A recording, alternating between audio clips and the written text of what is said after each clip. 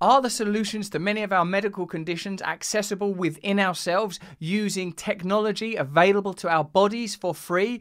Are pharmaceutical industries keeping this information from us? Is it possible that you can breathe yourself into a better state of health? I spoke to James Nestor, the author of the book Breath, The Science of Breathing, and we talked about many aspects of breath and how respiration could be the solution and inspiration, a place of connection. We talked about many other aspects of breath. I think you're going to love this conversation. Have a look.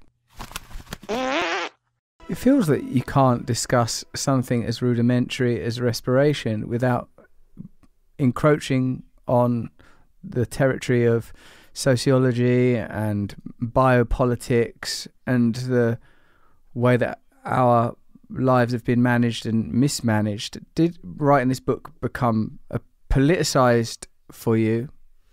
That's a good question. And it wasn't at the beginning, because I spent years and years on this book talking with researchers who've been studying this stuff for decades, literally. And no one was really listening to them. They were publishing these weird academic journals with these terrible titles on their papers. And, you know, the book came out 6 weeks into a pandemic. Obviously, we had no idea that this was going to happen. The book was scheduled to come out 6 months beforehand.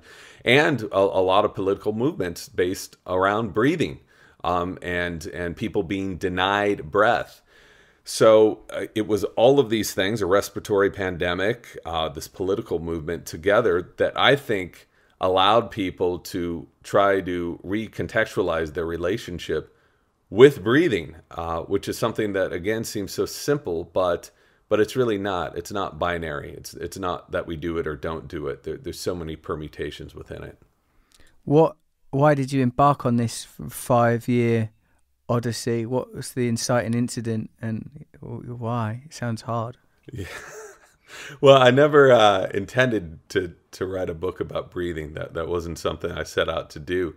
But I kept finding stories and people and incidences that didn't add up. And what I mean by that is I was sent out on an assignment to write about freedivers.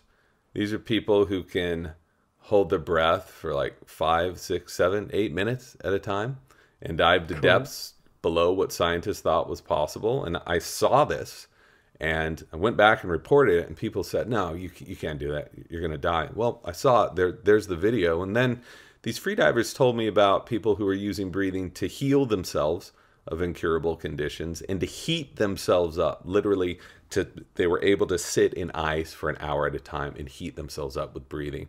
I thought this was all BS until I went out in the field and found that it's 100% true. It's been scientifically validated, and all the proof is out there, and yet so many of us still don't consider our breath to be this powerful thing. Is it a particular tradition, this free diving, in a particular location?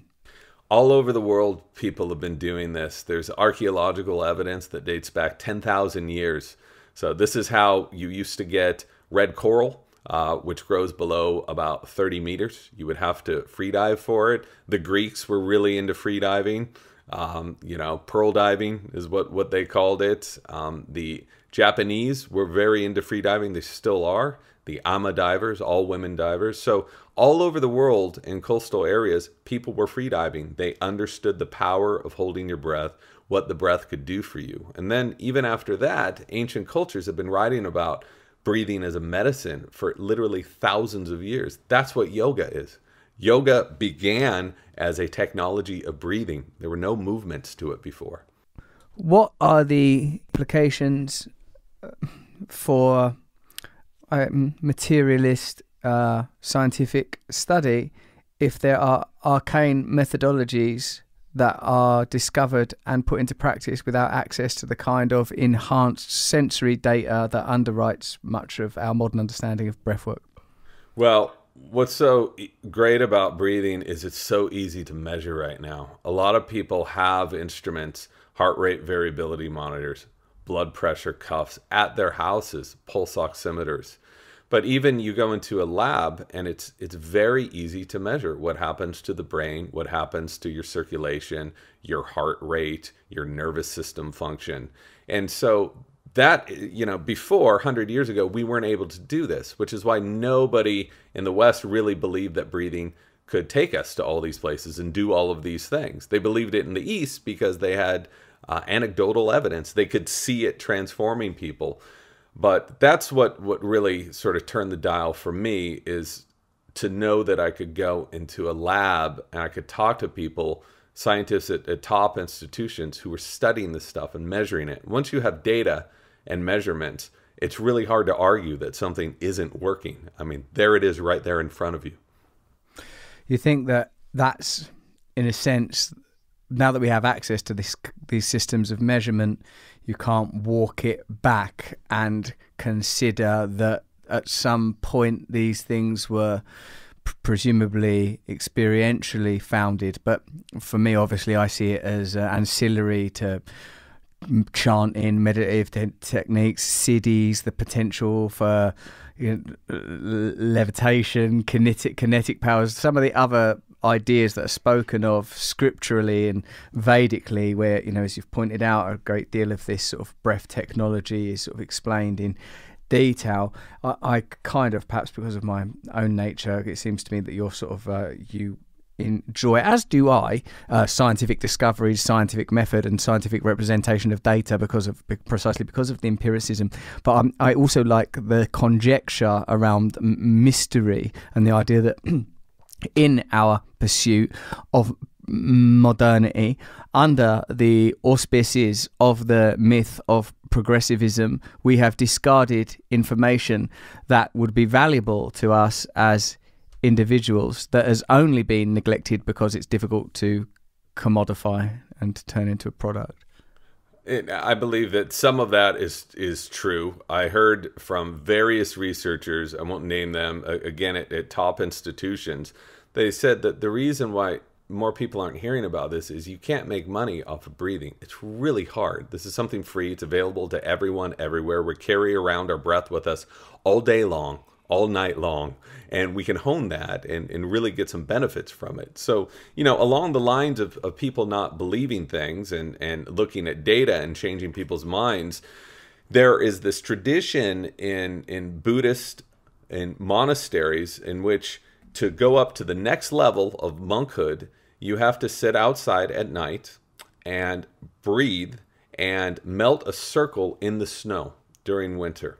And this had been written about for hundreds and hundreds of years. This guy Naropa wrote about it 1,000 years ago, and then this Belgian French anarchist opera singer by the name of Alexandra David Neal went out to the Himalayas for 14 years and rediscovered this. Still nobody believed it until Herbert Benson at Harvard Medical School went out to Dharamsala, got these monks, hooked them up with all these sensors, and showed that they were able to do this. They were able to heat up their extremities by 17 degrees just by breathing. They were able to dry wet sheets over their shoulders in a cold room just by breathing. And that paper came out in the 80s. And you still get people that say, oh, this is impossible. We can't do that. Well, you can see the videos of it and you can read the scientific paper, which was published in Nature, the most esteemed scientific journal in the world. So, there's only so much of that you can do for people who try to deny the power of this stuff. Look at the data and look at the science, and then you can have a discussion. What do you think about, what did that breath look like? The one that could dry sheets and stuff. Did it look dramatic? It looked like Wim Hof. I'm sure you're familiar with Wim. So he's just adopted this breathing technique, and he's I talk with Wim semi-often. Amazing guy. He's done more to bring awareness to breathing than in my opinion, than anyone else in the last 100 years. But he didn't invent any of this stuff, and people didn't believe Wim could do this stuff until he broke 26 world records. He's hiking up Everest in shorts, running a marathon. He's sitting in an ice bath for 2 hours without getting frostbite and hypothermia. It's supposed to be impossible. And it's finally so many people have gotten the message, and they're using his methods not only to heat themselves up, but to overcome autoimmune diseases, which they were told were incurable. So it really feels like with scientific measurement right now, and with access to all of these ancient methods, which used to be very secretive, we're coming to a moment where people are starting to really understand and acknowledge the power of their breathing. That's pretty cool. So we could align these ancient mystical methods with modern scientific measurement tools to kind of underwrite a new approach to, biology and survival and thriving. And of course I do know Wim, and I'm a tremendous fan of him, of course his work, and also his extraordinary personality, the sort of easy, I would say Nordic, even though I know he's Dutch, but the sort of Viking bombast of having the character around your house, which I've had the privilege of experiencing. He came with his son, who's like his emissary, isn't he, in arms, like so that Wim can communicate with Earth. And like I feel like I do that, and I've done that breathing today actually, and after after 4 or 5 rounds of Wim Hof inhalation, exhalation, full body capacity breathing, hold my breath for 4 minutes. I mean, that's impressive, because given that at first it's a struggle to do a minute, and then after 1 round a couple of minutes, etc. But like, it's fascinating that people can swim around for 6 or 8 minutes underwater with that kind of pressure. I suppose what much of Wim's work illustrates is unexplored capacities of human potential that are not necessarily connected to something you need to buy, but just techniques that you can learn. And also I like it that another thing I like about Wim is how democratic he is, about like anyone can do it. It's not, I'm not special, he's a sort of a yogi, really, isn't he? He's gone on a mission of devotion through breath, and as you say, it's difficult to think of someone comparable. And he's just one person in a long line of people who have been able to harness these abilities. There was this other guy, Swami Rama, in the 1970s. He allegedly could do all of these incredible things with meditation and breathing. Nobody believed it. He went into a lab with a Navy physicist and was able to move around the temperature on the same hand 11 degrees Fahrenheit from his pinky to his thumb. And he was able to make his heart flutter at 300 beats a minute. And this was written about in the New York Times. So, and it was all measured there by, again, a Navy physicist, not a some new age dude. So the fact that these stories have been around for so long, but people just sort of say, that's interesting anyway, but back to my Pepsi and Tiger King, I think is interesting, because these stories reveal something about our bodies and what they're capable of. And I think that they also reveal something about how we can heal ourselves in the future and progress as a species instead of regress. Yeah, I think that's exactly the implication. And it's a challenging one when pursued, because any idea that challenges the interests of the powerful and the prevailing myth, that's it's obviously disruptive. And I think it's interesting to speak about it in these terms, and I accept that people need to understand it both, sort of need to see it scientifically, and then it needs to be popularized and made accessible, precisely because of the health benefits. And I see the correlations that you draw between breath and diet, and I see how but both of these cases, it's the result of suffering endured because we've become detached from our nature. It's interesting, like, that these sort of Enlightenment rationalist ideas, when challenged, you're always charged with that it's you're a romantic, and the sort of noble savage type idea. But so perhaps that's why, and just because I suppose you accept the conditions of our time, are keen to present this information in terms of what can be measured. Right, I'm going to cut you off there. I'm going to cut you off at the nib. And the nub. The nub is where I'm cutting you off.